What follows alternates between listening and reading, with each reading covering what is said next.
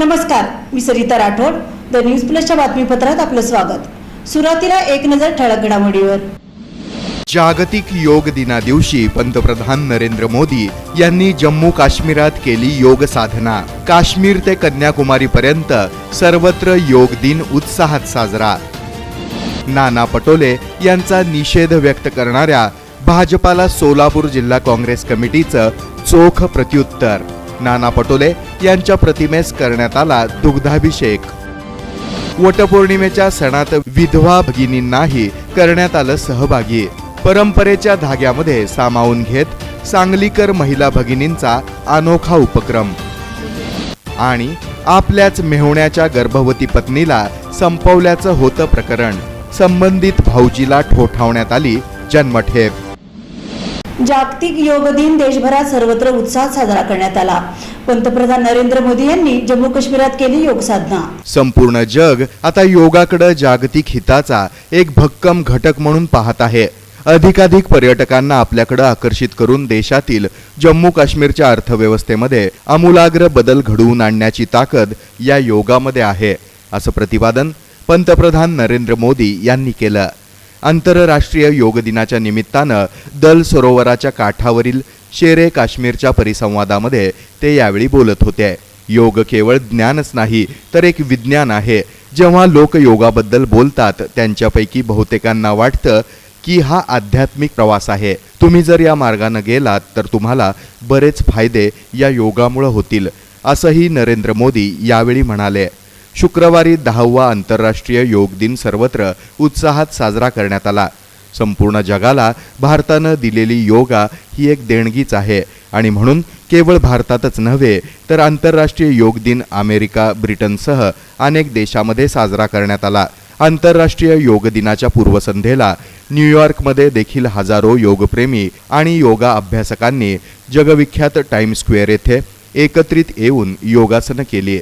त्यामुळेच 10वा जागतिक योग दिन सर्व जगामध्येच उत्साहात साजरा करण्यात आला, हे मात्र निश्चित. सोलापूर जिल्हा काँग्रेस कमिटीच्या वतीने नाना पटोले यांच्या प्रतिमेस दुग्धाभिषेक करण्यात आला. भारतीय जनता पक्षाच्या वतीनं काँग्रेसचे प्रदेशाध्यक्ष नाना पटोले यांनी कार्यकर्त्याकडून पाय धुवून घेतलेल्या घटनेच्या विरोधामध्ये सोलापुरातून त्यांचा तीव्र निषेध व्यक्त करत त्यांच्या प्रतिमेस चिखल फासण्यात आला होता. यालाच प्रत्युत्तर देत जिल्हा काँग्रेस कमिटीच्या वतीनं कार्याध्यक्ष विजयकुमार हत्तुरे आणि जिल्हा संघटक रमेश हसापुरे यांच्या नेतृत्वाखाली सोलापुरातील 4 पुतळा चौकामध्ये पटोले यांच्या प्रतिमेला दुग्धाभिषेक करण्यात आला. या प्रसंगी काँग्रेसचे ज्येष्ठ नेते नामदेव फुलारी, MS मुंडेवाडीकर, मोतीराम राठोड, अमर पाटील, समर्थ हितनळी, काशीनाथ होनराव, रुद्रप्पा कांबळे, परशुराम राऊतराव, नागेश पडनुरे, आमीन शेख, नंदू पवार, यशवंत नानाजी आदींची उपस्थिती होती.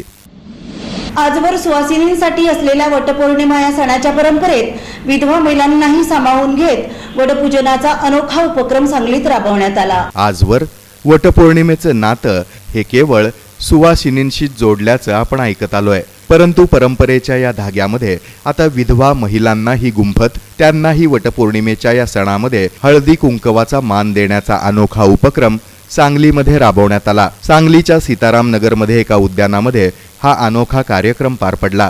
सांगली येथील सामाजिक कार्यकर्त्या अस्मिता पत्की यांनी विधवा महिलांसाठी त्यांचं संघटन करून सुवासिनी या नावाचा ग्रुप स्थापन केलाय. या ग्रुपच्या माध्यमातून विधवा महिलांना आपल्या समाजामध्ये सन्मान प्राप्त करून देण्याची चळवळ राबवली जाते. विविध सण समारंभ जसे की संक्रांतीच्या सणावेळी देखील हळदी कुंकवाचं वाण देऊन विधवा महिलांना सन्मान देण्यात आला होता. आता वटपौर्णिमेच्या निमित्तानं प्रथमच आजवर चालत आलेल्या परंपरेचे बंध तोडत सन्मान घेण्यासाठी 25 महिला जमल्या होत्या.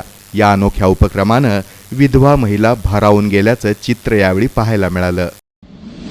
आपल्या मेवण्याच्याच गर्भवती पत्नीचा खून केल्याप्रकरणी संबंधिताला जन्मठेपेची शिक्षा सुनावण्यात आली. आपल्या मेहुण्याच्या गर्भवती पत्नीचा खून केल्याप्रकरणी संबंधित भाऊजीला जन्मठेपेची शिक्षा सुनावली आहे. तरी या प्रकरणातील दुसऱ्या आरोपीला 10 वर्षाची शिक्षा सुनावण्यात आली आहे.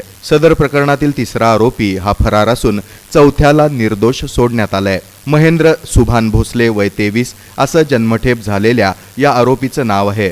तर 10 वर्षाची शिक्षा मयूर रामा भोसले वय 24 याला ठोठावण्यात आली आहे. या चौघांपैकी बाळासाहेब सुभान भोसले हा फरार असून सुभान रामा भोसले याला निर्दोष सोडण्यात आलं आहे। या प्रकरणी सरकारतर्फे जिल्हा सरकारी वकील प्रदीप सिंह राजपूत यांनी काम पाहिलं। यातील फिर्यादी अर्जुन समाधान काळे वय 25 राहणार अरबळी तालुका मोहोळ जिल्हा सोलापूर हे शेतकरी आहेत।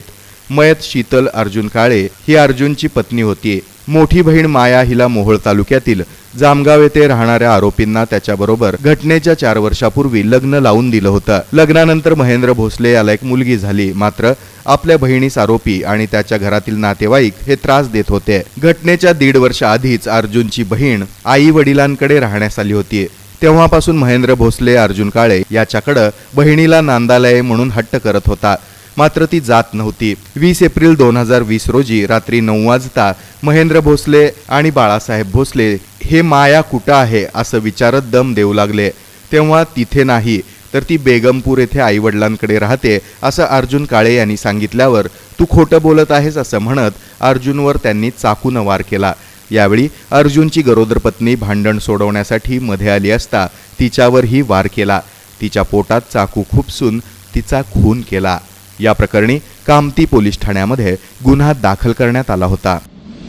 आरटीला भरीव निधी देण्याची मागणी मातंग समाज आणि क्रांतीवीर लहुजी शक्ती सेनेच्या वतीनं निवेदनाद्वारे करण्यात आली।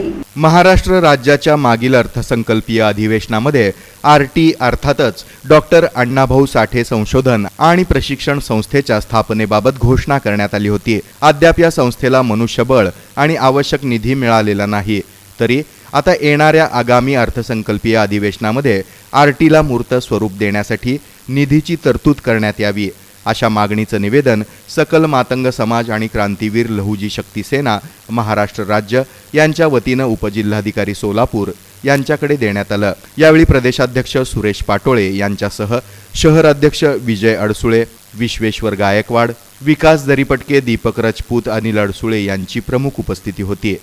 याबाबत अधिक माहिती देताना प्रदेशाध्यक्ष सुरेश पाटोळे म्हणाले की गेल्या 10 वर्षापासून मातंग समाज अनुसूचित जातीचं अ, ब, क, ड आरक्षण वर्गीकरण करा, तसंच बार्टीच्या धर्तीवर आरटीची स्थापना करा, मातंग समाज अभ्यास आयोगाच्या शिफारसींची अंमलबजावणी करा या प्रमुख मागण्यासह साहित्य सम्राट अण्णाभाऊ साठे यांना भारतरत्न किताब द्या, साहित्यरत्न लोकशाहीर अण्णाभाऊ साठे आर्थिक विकास महामंडळाला भरीव निधी द्या या मागण्या करत आहे। शासनाचं लक्ष वेधून घेण्यासाठी सकल मातंग समाज आणि क्रांतीवीर लहुजी शक्ती सेनेनं वेळोवेळी यापूर्वी आंदोलनही केली आहेत। या मागण्यांची पूर्तता करून मातंग समाजातील असंतोष दूर करावा यासाठी क्रांतीवीर लहुजी शक्ती सेना महाराष्ट्र राज्य आणि सकल मातंग समाज महाराष्ट्र राज्य यांच्या वतीनं मुख्यमंत्री एकनाथ शिंदे, उपमुख्यमंत्री अजित पवार, देवेंद्र फडणवीस यांना ईमेलद्वारे हे निवेदन पाठवण्यात आलं आहे। तसंच याबाबतचं निवेदन जिल्हाधिकाऱ्यांनाही देण्यात आलं आहे। यावेळी क्रांतीवीर लहुजी शक्ती सेनेचे प्रमुख पदाधिकारी उपस्थित होते। प्रमुख मागणी अशी आहे की मागच्या अधिवेशनामध्ये डॉक्टर बाबासाहेब आंबेडकर संशोधन केंद्र बार्टीच्या धर्तीवर आरटी डॉक्टर साहित्यरत्न अण्णाभाऊ साठे संशोधन केंद्र आरटीची स्थापना करावी म्हणून मातंग समाजाच्या विविध संघटनेने गेली 10 वर्ष या मागणीसाठी सातत्याने पाठपुरावा केला आणि त्या अनुषंगाने मागच्या अधिवेशनामध्ये ही मागणी मान्य झाली। आरटीची स्थापना केली, पण निधीचं काय यासाठीच येणाऱ्या उद्याच्या अधिवेशनामध्ये आमची प्रमुख मागणी अशी आहे की आरटीला जे तुम्ही आरटी मंजूर केली, परंतु आरटीसाठी जे कार्यालय असणार आहे, जे अधिकारी कर्मचारी वर्ग असणार आहे त्यासाठी देखील आपण भरीव असा निधी या ठिकाणी मंजूर करावा। द न्यूज प्लसचे संचालक उमाकांत चौंडे यांच्यासोबत करूया इटलीतील व्हेनिस या शहराची सफर।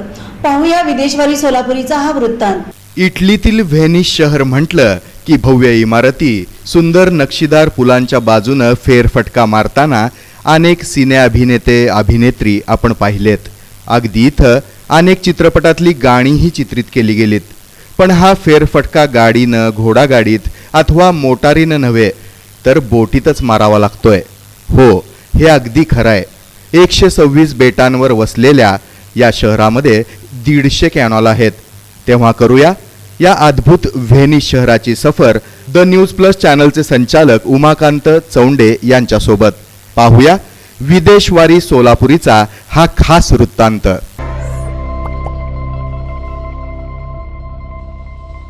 नमस्कार, विदेशवारी सोलापुरीमध्ये मी उमाकांत चौंडे आपलं मनपूर्वक स्वागत करतो. इटलीच्या व्हेनिस शहरामध्ये मी आता माझ्या पाठीमागे जो पूल दिसतोय तो या कॅनलवरचा 4 नंबर मधील सगळ्यात मोठा पूल आहे. त्याला ग्रँड पूल असं म्हणतात. अर्थात व्हेनिस शहर हे 126 बेटावर बसलेलं शहर आहे आणि 435 पूल छोटी मोठी अशा प्रकारची या व्हेनिस शहरात आहेत. त्याशिवाय 150 कॅनॉल, छोटे मोठे कॅनॉल, हे सगळ्यात मोठे कॅनॉल आहे. 150 अशा प्रकारची छोटी मोठी कॅनॉल या शहरात आहे. याचाच अर्थ पाण्यावर बसलेलं हे शहर आहे. अर्थात आपलं शहर जसं जमिनीवर बसलेलं आहे, त्या ठिकाणी रोड असतात, त्या ठिकाणी आपण 2 व्हीलर चालवतो, 4 व्हीलर चालवतो, इतर गाड्या चालवतो, रिक्षा चालवतो, टमटम चालवतो. तशाच प्रकारे इथं काही चालवलं जात नाही. इथं जे काही चालवलं जातं ते मोठी बोट, छोटी बोट, होडी आणि सगळे व्यवहार या पाण्यातून केले जातात. या ठिकाणी टॅक्सी किंवा बस, रिक्षा वगैरे देखील नाहीत. या ठिकाणी आहेत रिक्षा, आहेत टॅक्सी, पण होडीच्या रूपानं. एका ठिकाणाहून दुसऱ्या ठिकाणी जायचं असेल तर आपल्याला पाण्यातूनच जावं लागतं. एका ठिकाणाहून दुसऱ्या ठिकाणी जर नवी पेठेत आपल्याला जायचं असेल किंवा आपल्याला भाजी खरेदी करायला मंडईला जायचं असेल, म्हणजे स्टेशनची मंडई असो नाहीतर लक्ष्मी मंडई असो, या ठिकाणी आपण आपली 2 व्हीलर घेऊन जातो किंवा आपलं वाहन घेऊन जातो. इथं जायचं असेल तर स्वतःचं असं एक वाहन पाहिजे किंवा असं भाड्याने मिळतं टमटम सारखं. त्यात बसायचं, इकडे जायचं, भाजी खरेदी करायची आणि इकडे यायचं. अर्थात हे वेगळं शहर आहे आणि या वेगळ्या शहराची वेगळी न्यारी मजा आहे. त्यामुळे टुरिस्ट लोक या ठिकाणी हे आगळं वेगळं शहर बघण्यासाठी फार मोठ्या प्रमाणात या ठिकाणी येत असतात. या शहराची मजा घेऊयात अशाच प्रकारे. याला गंडोला म्हणतात. गंडा घालतो तो गंडोला नाही, पण खरंच घालतो तो गंडा. कारण याची एक सफर 90 युरोला आहे, म्हणजे 7,500 रुपयाला. असो, या गंडोल्यातून फिरण्यासाठी खास पर्यटक येतात. ज्यांना परवडतं ते गंडोलाची सफर करतात. नाहीतर मग इतरांसाठी किंवा माझ्यासाठी आहेच की टॅक्सी, रिक्षा, वडा, टमटम, बस, पण ते सगळ्या पाण्यातल्याच. येथील पाण्याची पातळी पाहता माझ्या मनात शंका आली की येथे पूर येतो की काय. थोडासा कानोसा घेतला. होय, येथे येतो पूर. अनेकदा पूर आलाय. बातमीपत्रात घेऊया अल्पशी विश्रांती. पाहत रहा द न्यूज प्लस, बातम्या प्लस बरंच काही. ममता रेडीमेड दे रहे हैं कुछ अनोखे वैरायटी जो हमने हमारे शहर में देखे ही नहीं थे. Trendy fashionable shoes, t-shirts, jeans, cotton pant, jacket, track pant, इतनी सारी वैरायटीज कि अपनी पसंद का प्रोडक्ट तो खरीदना ही पड़ेगा. एथनिक में सूट, शेरवानी, फैंसी, ब्लेजर, कुर्ता पैजामा की तो भरपूर वैरायटी मिलेगी. रीजनेबल रेट में बढ़िया वैरायटी कहीं मिलती हो तो वो है सिर्फ और सिर्फ ममता रेडीमेड. डिसेंसी और रीजनेबल रेट्स ही हमारी पहचान. ममता रेडीमेड. अपनी पसंद चुनिए और अपनी स्टाइल और लुक्स को बेहतर बनाइए. लुक, फैशन और स्टाइल का दूसरा नाम ममता रेडीमेड. हमारा पता ममता रेडीमेड, लश्कर, शोलापुर. साई स्वाद, टेस्टी खाद्य पदार्थांची जर आठवण आली, जिभेवर रेंगाळणार एकच अप्रतिम नाव साई स्वाद. क्वालिटी असू देत किंवा क्वांटिटी, एकच नाव साई स्वाद. स्वाद पाव भाजीचा असो किंवा शुद्ध शाकाहारी राईस प्लेटचा, पंजाबी डिशेसचा असू देत किंवा भेळ पाणीपुरीचा, विविध प्रकारच्या चमचमीत खाद्य डिशेस फक्त आणि फक्त साई स्वाद येथेच. सर्व स्नॅक्स व जेवणाचे पार्टीजच्या ऑर्डर्स पण आम्ही स्वीकारतो. आमचे सर्व्हिस ठिकाण Sai Swad, South Indian and veg Chinese centre, Sushi Nagar, Bharati Vidyapeeth जवळ, विजापूर रोड, सोलापूर. साई स्वाद कॅफे अँड रेस्टॉरंट, ITI जवळ, विजापूर रोड, सोलापूर. स्थायी स्वाद पाव भाजी व स्नॅक्स सेंटर ITI जवळ Vijapur road Solapur. Contact mister Sadiq Nadaf 9850113464. Mister Ganesh Sawant 9420090005.